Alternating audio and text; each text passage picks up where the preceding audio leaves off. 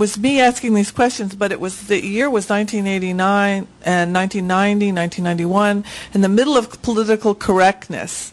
And so it was and I understood the fear at the time, but it was devastating because I really thought everybody was thinking like me, and they weren't at all. I was called a traitor, and I got excoriating reviews in the New York Times and the Village Voice, and it was, not anything I expected. I was pretty naive. I was just making the work that I thought I had to make. It wasn't like I had any choice in the matter. And so I sort of got dumped from shows, and my dealer shut the show down a week early, and I was feeling pretty beat up. So the next body of work, I still used the same imagery, but I started beating up the canvases, the paintings, because I felt beat up. So it was the same kind of imagery, but it wasn't clean anymore. And I stopped using this dot screen on the paintings themselves, and I started putting acid on the surfaces of the metal and sanding it with a belt sander, and just basically beating the paintings up. And it sort of segued into imagery from popular culture and just ways I could manufacture these paintings, combining images, still not taking my own pictures, and using these pinups from the 40s. And this is the beginning of, I wasn't using the dot screen anymore, and this is the beginning of me painting with enamel paint from my own photography. And this is what the first set of pictures photos that I took, and I started making paintings out of the photos. And at this point, they were just pure reproductions of the photos. And I wasn't showing any photography, just paintings. So this was a friend of mine's daughter, and I just put lipstick on her. She was 11 years old. And I immediately started working with enamel paint, same way as I always was painting. But I guess back here, I started back in the early 90s, I started softening the edges with my fingers, with these two fingers, and making this layered imagery. So it created this illusion of richness and denseness that I never saw in oil painting or in acrylic. And it was very luscious, and it made me very happy. And it was like one of those serendipitous moments. I didn't even know why I started softening the edges with my fingers. And this is the work I'm doing today. This was just the first ones. And at the same time, I started seeing some of the photos were really nice. I liked them a lot. So I didn't want to make paintings of them because I thought they were sort of perfect and I wouldn't do anything to them. And usually in the painting, I'd always altered it, changed it, made it richer somehow than the photography. But it didn't make sense to me to paint this. It was a perfect photo in my mind. And so I started showing the paintings and the photographs in the same room. So this would be a painting and that would be a photo. And for me, they were really very different. And I only see the difference. It's hard to see them in reproduction, but for me, they were extremely different. These are all paintings. That same era of jewelry in the mouth, almost to the point of, choking. And so there's some of the photos. It's called Vampire, which is not popular right now. And at the very same time I was doing these glamorous imagery, I was always taking parts of the body that I still was always interested in, the parts of the body that exist but nobody pays attention to. So this is an armpit with, I had my model. She was one of my students. I asked her to just grow out the hair under her arms. And just taking your socks down, there's always lines. So I'm very, very interested in things that we all have, but we just don't pay any attention to. And I started shooting. And now this is I thought I'd just show you some. If you get close to my paintings, this is how they start out with blocked in. You can really sort of see the fingerprints still, and that's a real close up. And that's all on this painting. And I'm going to show you a zoom in a minute. This is a pretty big painting, and this was This was actually the beginning of my career really was, there's a gentleman here that gave me my first show, and I didn't even have a gallery in New York City.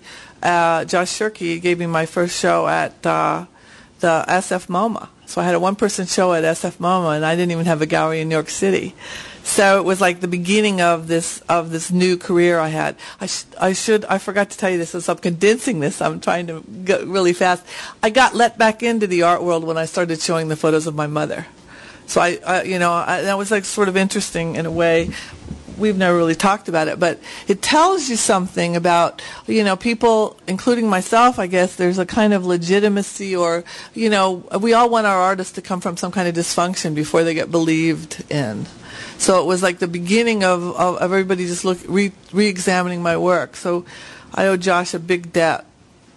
And so these are the paintings from that era. This was one of the bigger ones, the 10-foot, and I'm getting bigger and bigger, and the paintings are taking forever, so I'm hiring people to help me paint at this point. And this is a photo, and these next few images are images of photography that I shot in my studio, actually, and we ended up making billboards. At the same time I was in the Whitney Biennial, and Creative Time did these billboards. But I didn't realize when I put these all together that I just grouped all the feet together, and the billboards aren't here yet. So sorry, but this is new to me too, condensing this. So here's a billboard that was in Chelsea. These were all in Chelsea. And they were up for about a month through Creative Time. At the same time I was in the Whitney Biennial. They were all over Chelsea. And now this is the next body of work. I started getting these close-ups of eyes. Actually, they were, this is when the paintings, these are the paintings when I started doing most everything in Photoshop. Like, this is no longer one image. This is an image sandwich. I started Photoshopping the negatives, because I still work analog. I still do. But I scan the negatives and combine different elements to make paintings now. And so now, pretty much all of the paintings you're going to see from now on don't exist as a photo. They're all made in the last, like it takes about a day to Photoshop a whole painting now, and they're all pretty big. So this is a photo. See, what I did is I'm telling you this, but it doesn't jive with the images yet. These are all the eye pictures. I put them all, I grouped them all, I ganged them together as Richard Prince would do.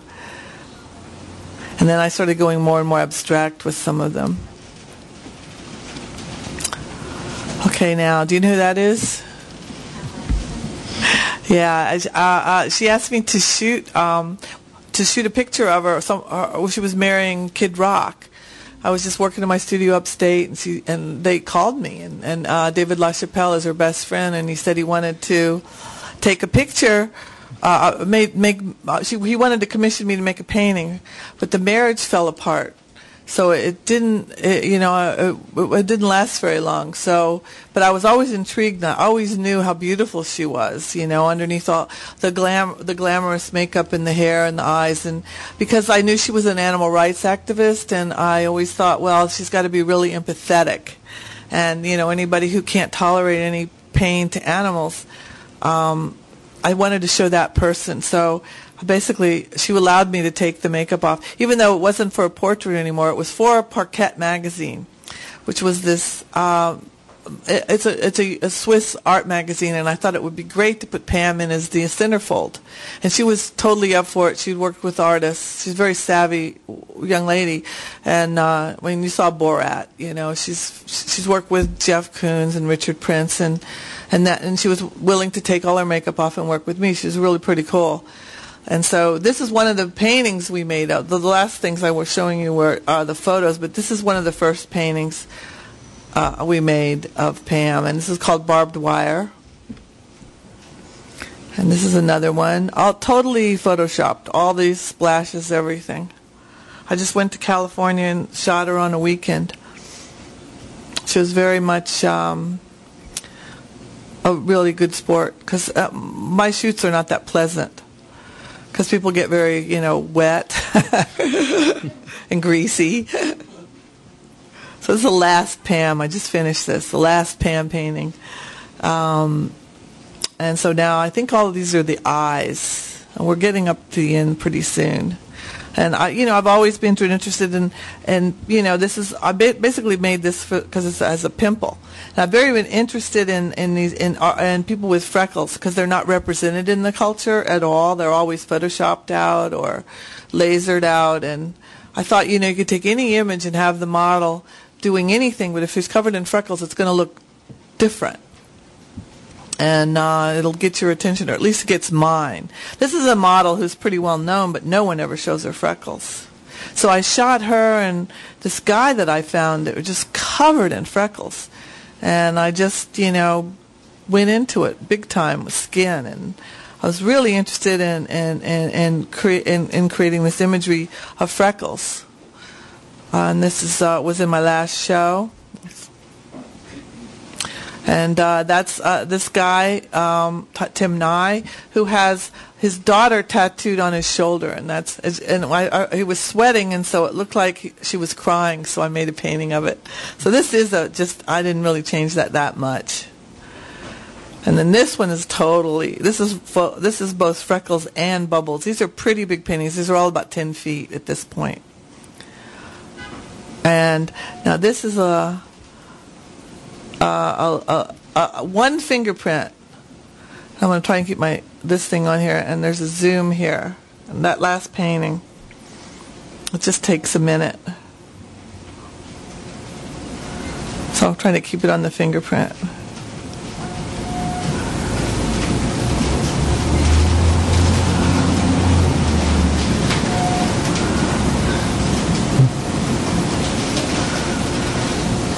So you get a sense of what I'm doing when I'm painting. It's really pretty abstract. And so these are the bubbles and freckles combinations. Am I going too fast? Some of them are more focused and out of focus. And then this was last year. I was shooting these models licking candy. I actually shot this whole thing during a commercial shoot for Mac, and whenever I was doing eye makeup for Mac, and whenever the model took a break, I said, "Could you come and lick this? This is meringue and blue food coloring, and lick this." And so I was taking stills, and then the videographer came in and shot right behind me, and shot video, and so then we edited it. And this is like dry. This is without the saliva mix. And, sort of disgusting when you think about it. So I tried to make it as gloriously sensual that you sort of forget. So these are the paintings I made from this, and these are totally photoshopped images. Lots of different negatives. This was about 10 different negatives to make this painting. And this is a 15 by 9 foot painting. And this is also 15 by 9. This was in my show in California just recently, like 6 months ago. And this is the video that we ended up with. And this is a short 1-minute version that's on YouTube, because the whole video is 8 minutes long. You can see it at the lobby of the Modern right now.